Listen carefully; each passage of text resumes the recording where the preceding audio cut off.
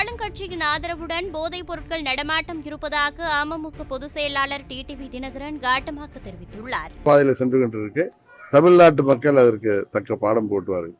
உங்களோட தெரியும், தேனியில திமுக எவ்வளவு அராஜகமா நடந்துக்கிட்டாங்கன்னு தெரியும்.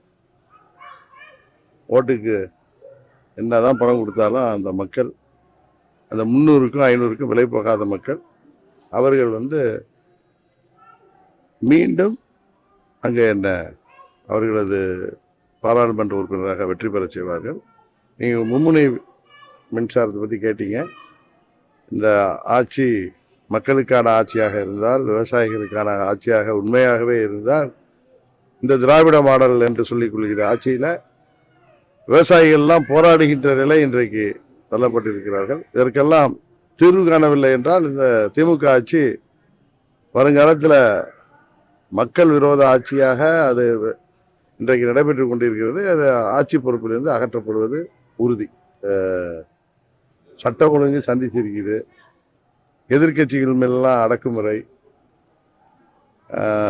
இன்றைக்கு ஒரு ஹிட்லர் ஆட்சி மாதிரி இன்றைக்கு ஒரு திராவிட மாடல்லாம் போதை மருந்து கலாச்சாரம். திமுகவுடைய என்ன சொல்றது, அவங்க ஆளுங்கட்சி உறுதுணையாக இருந்து அது இன்றைக்கு நடைபெறுகிறது.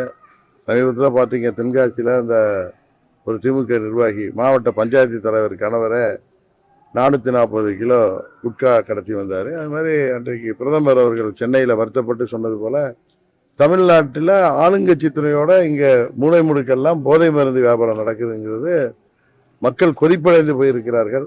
வருங்கால சமுதாயம், இளைஞர் சமுதாயம், மாணவர் சமுதாயம் பாதிக்கப்பட்டுவிடும் என்கிற அபாயமான அறிகுறி நிலவுகிறது.